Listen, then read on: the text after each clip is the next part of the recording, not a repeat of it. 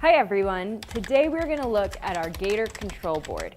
This board is part of our Gator board ecosystem and was designed specifically to work with the Gator bit for classroom and education use. That being said, we can still definitely use this board with a regular Arduino, so let's take a look today at how we can use this with both the Gator bit and a traditional Arduino.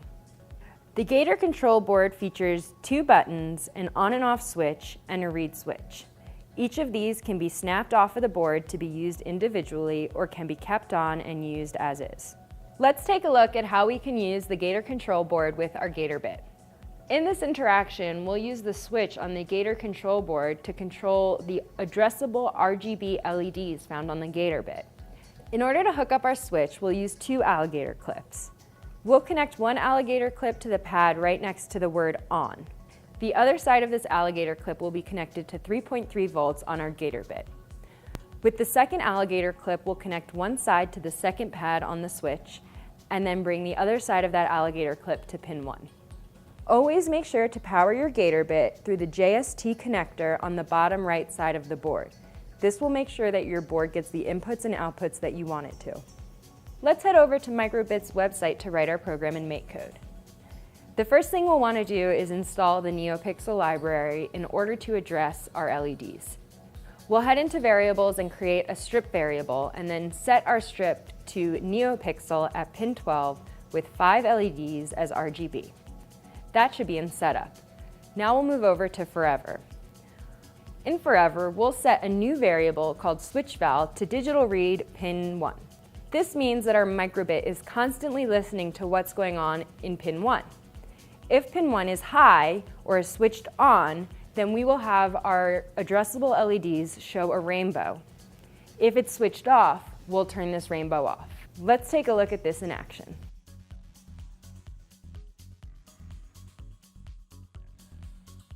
Now that we've connected our Gator control to our Gator bit, let's take a look at how we can use this with a traditional Arduino. In this interaction, we'll be using our switch to control the onboard LED on our Arduino.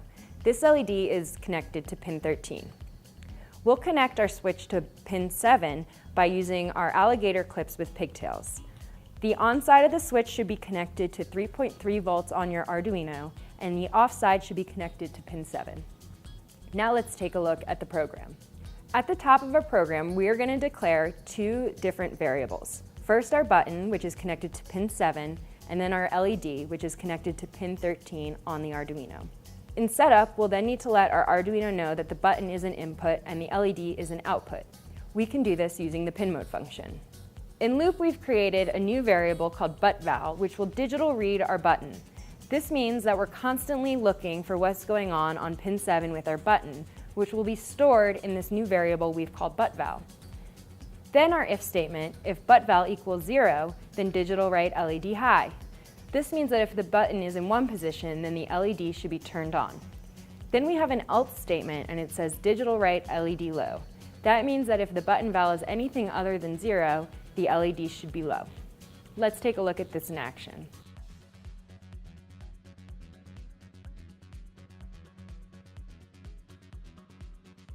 We hope this video has helped you learn how to use your Gator control board both with a Gator bit and a traditional Arduino.